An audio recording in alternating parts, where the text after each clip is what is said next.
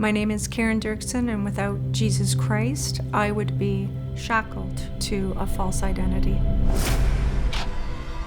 Where would I be without your love? Where would I be without your grace? Father in heaven above, all of my sins you erased. You saved me from a life of misery and rewrote my history.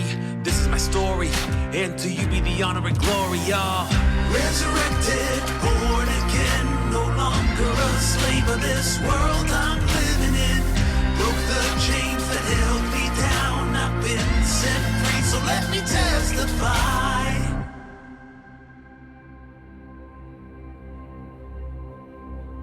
This just would have been a very typical evening for me, and obviously there's no pictures of it, but there was a lot of coke involved in this. That was my drug of choice, and it was readily available for me, so it wasn't something I had to pay for. It was just there. So why not was my thing, right? I knew without a doubt my daughter was going to end up without a mom if I continued on that lifestyle, because so many people had died. Like, I lost so many people to violent deaths during that time. I was pretty numb to that.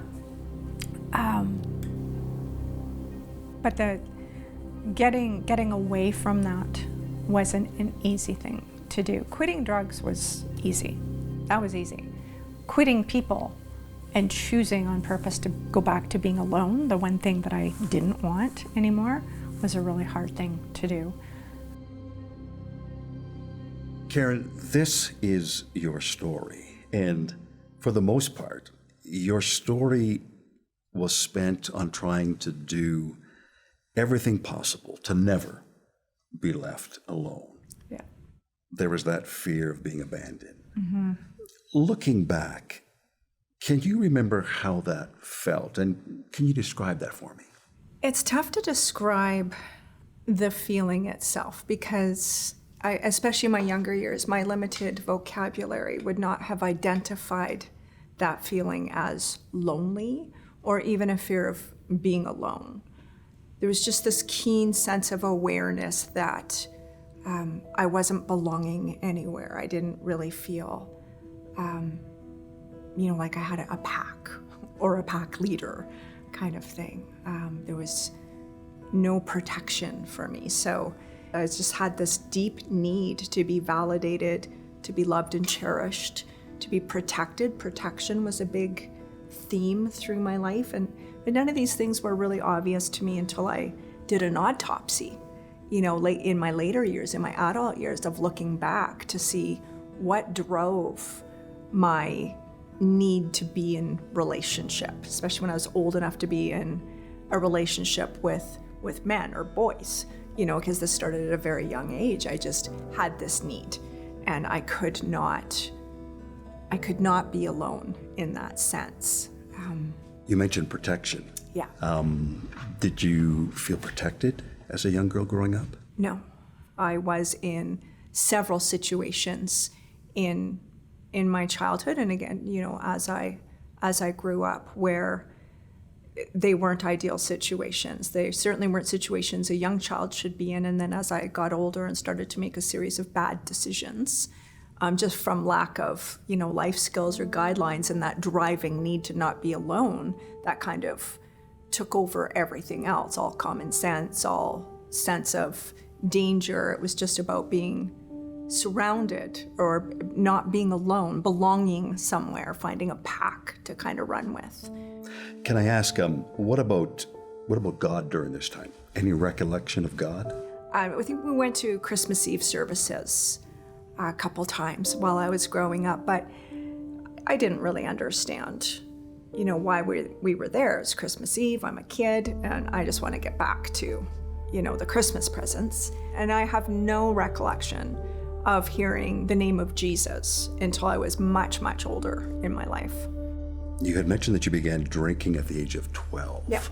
How does that happen for a 12-year-old? I was in Portland, Oregon. My dad was an American, and he was about to bring me back to Canada. I'd spent summers with him, and he was taking me back, and there was another young girl with us. Her name's Kim. She was a year older than me, and there was always young girls young kids with my dad. And he just kind of out of the blue thought it would be a good idea to stop at the corner 7-Eleven, and he bought a bottle of Tickle Pink wine. I kept the bottle for years, no idea why. But he said, I'll give you guys $20 if you drink this whole bottle. And we had that bottle finished by the time we hit Multnomah Falls. So he bought us 2 more. And from there, it was just something I just kept doing. Became a part of your life. Became a part of my life. It set me on a track of drinking, so even though as sick as that was, and it was readily available in my home. And my stepfather, who had always been a drinker, he became an angry drunk. And that's right around the time that I started drinking, because he wasn't always like that. But once he got like that, it was really, really bad. So then add me to the picture. Now I'm fueled with drugs and alcohol and getting a little bit mouthy, right? I'm not quiet anymore.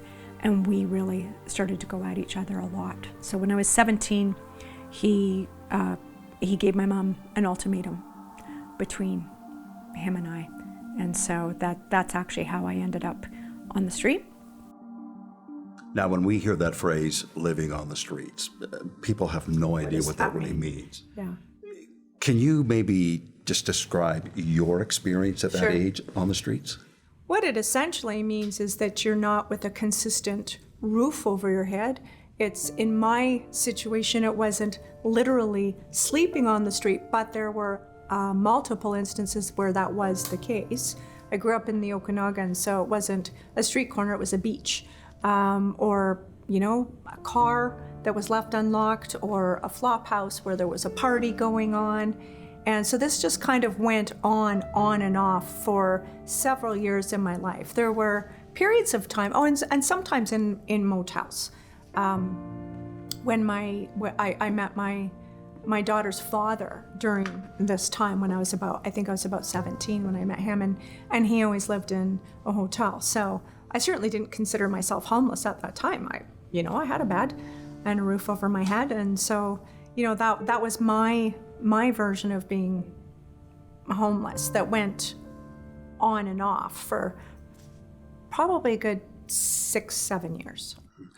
Now, talking about family, I want to talk about family for a moment. And your family of this time, while you're living on the street, using that phrase, was not what one might expect. Mm-hmm. You mentioned you had a boyfriend. You mm-hmm. were pregnant at the age of 18. Right. You go back on the street and become part of another family. What happened was we ended up coming out to Calgary, and we certainly had a core group of people that all lived the same type of lifestyle. And so there was, a lot of, small-time drug dealing and petty theft and stuff going on. And the family that I chose was very much the same type of family that I had back in the Okanagan when I'd first left home. It's just bigger city. Now we're kind of playing with the big kids sort of thing, right? So just a little bit more serious as far as, the trafficking, and now we've got other types of elements in there, prostitution and some clubs going on there. Was it a dangerous world? Absolutely. To be living in? The awareness of the danger isn't there when you're living in it, because that's just what your normal life is. So you're not necessarily considering it dangerous so much as this is normal. And these are things that you overlook, and you just try to, keep your nose clean kind of thing and stay on the good side of everybody, and you'll be okay. But dangerous, absolutely. Let's fast forward. So over the next number of years, you make an attempt to get your life straightened out. And mm-hmm. to a point, you were successful. I was heavily addicted to cocaine by this time, and actually drugs got added at age 14. So it wasn't that there was just alcohol up until this point. Drugs had already been introduced before I'd even left home. So I was able to quit doing drugs, for the most part quit drinking. But the success ended with my inability to understand that if I really wanted to make a clean break, I had to go back to being alone. I had to break from people, from the people that supplied the drugs and the people who, in their own brokenness, either weren't able to support my attempts to get it together or simply didn't want to. So you met your first husband, but then you experienced something you said you've never experienced before. That feeling again resurfaced itself. Your first marriage, did it last long? Was it cut short? It lasted for 9 years. We were together. We were married for 7, together for 2. That's not to say that there was anything wrong with him per se, but we had a completely different value system. I just didn't know what my values were yet. And again, that not wanting to be alone, wanting that protector, wanting somebody to cherish and protect me was just driving everything that I did. And so, in hindsight, that wasn't a good choice for either one of us. So your marriage, it ended. It ended, yeah, and absolutely. You were abandoned again. I was. He walked out in October 2006, which was probably one of the most painful things I'd ever been through, because the abandonment and the rejection was so excruciating. I just really wanted to die. That the feeling was so awful.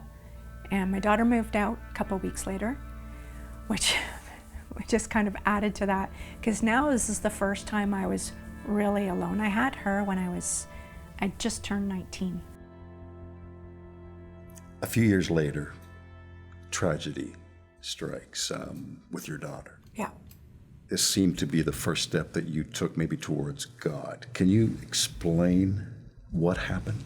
I'd cried out to him one time before, the night that my husband had walked out, on my knees.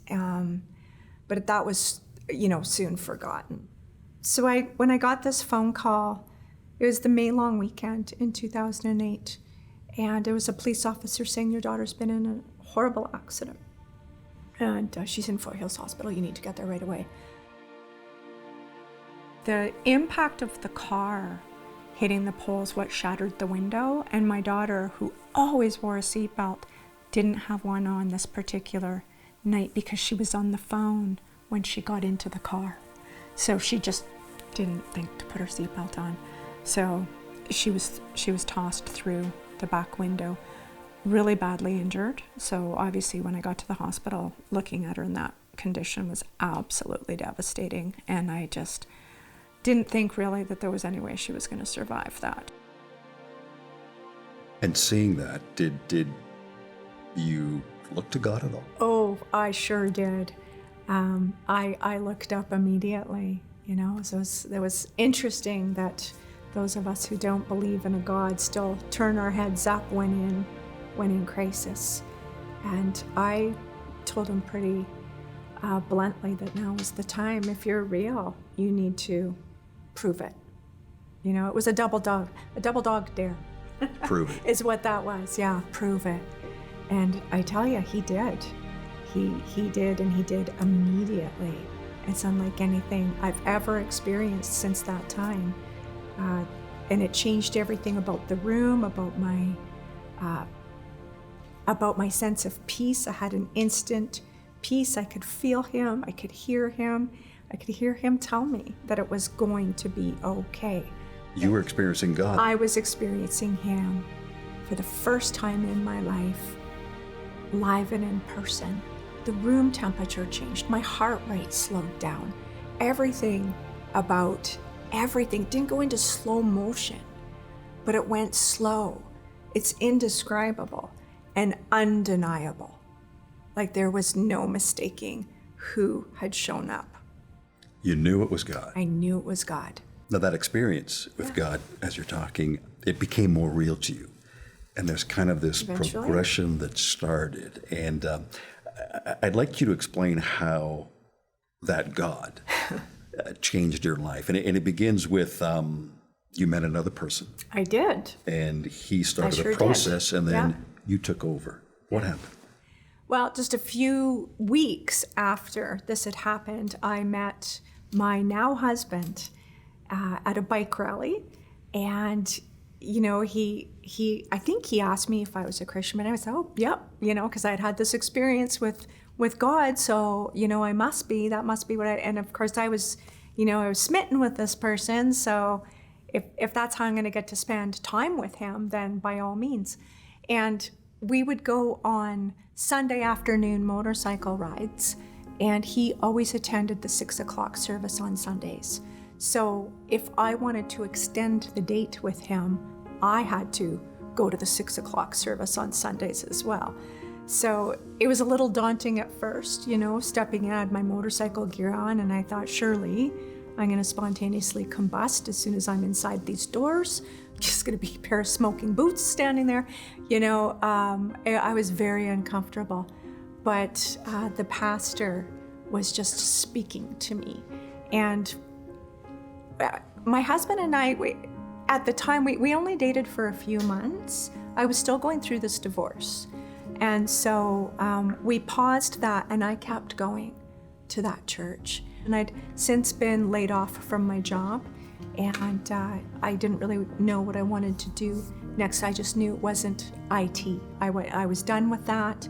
I'd had 12 years of it. Computers weren't fascinating anymore. I just wanted to do something meaningful. So meanwhile, I'd signed up for this support and recovery program that I'd heard about, didn't know the name of it. So I thought, I'm going to volunteer in that. I think I can help here. And they called me in to what I thought would be talking about how I could get involved in this ministry. And instead, they actually wanted to talk to me about how I'd feel about them hiring me for IT. So the very thing that I was trying to, I'd spent a year, what am I going to do next? The church was looking for somebody with that background.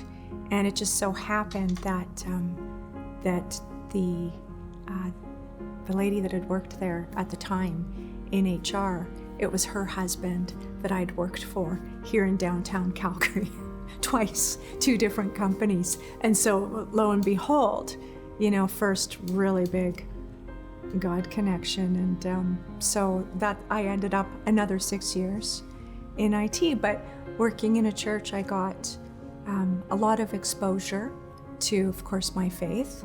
And technically, you're not a believer. I'm still not a believer. I believe in God, but I just didn't even know that yet until I'd worked for a time and said, what I really had wanted to do was be involved with this program. So I want to investigate that again.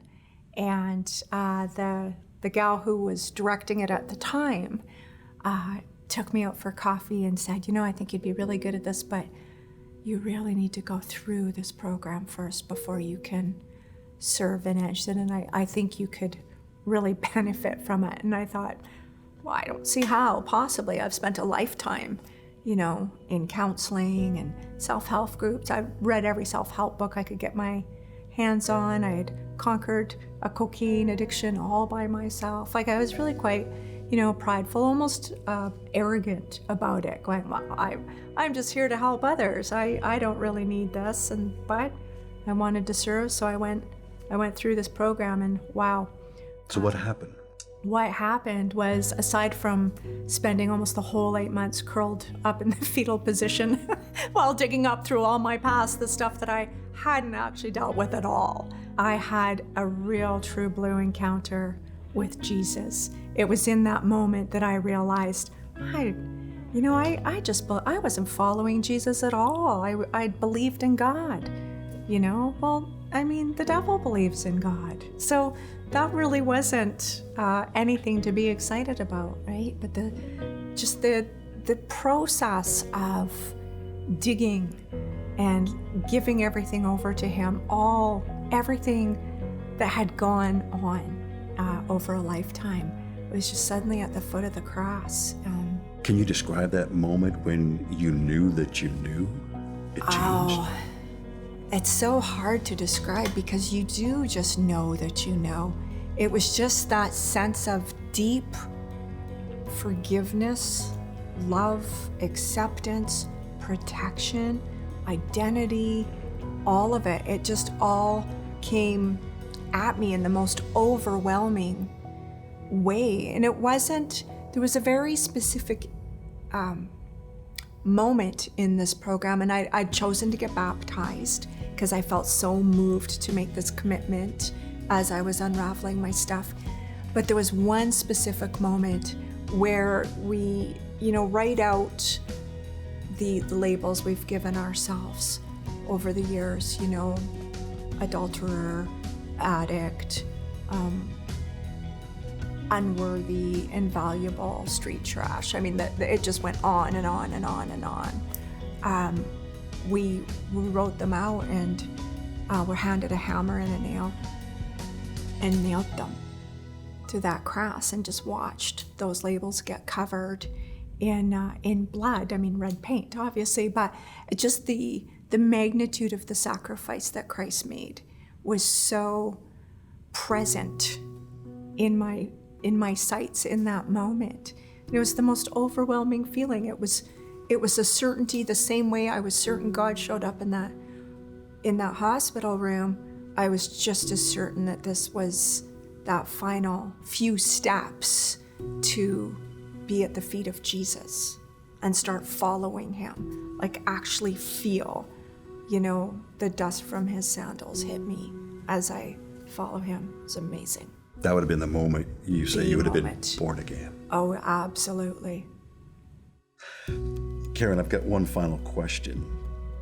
If someone is listening and watching you tell your story, and they can't maybe face their past, what would you tell them? Your past tattles on you, whether you're going to face it or not. It shows in just how you show up in the world. So face it. It's not going to cause new pain. It's going to recreate your story for you and help you write a new ending. Taking the past, all of it, one thing at a time, and just laying it at the foot of the cross is really, it's the pathway to peace. And there's truly nothing like it. So I would just say, feel the fear and face it anyway. If you've been listening and your heart has been moved and you would like to pray with somebody, let me encourage you to call our 24/7 prayer line at 1-866-273-4444. If you want to learn more about the gospel of Jesus Christ and how it can transform your life, you can request a free Bible by calling toll-free 1-888-482-4253. You can begin your journey with Christ now.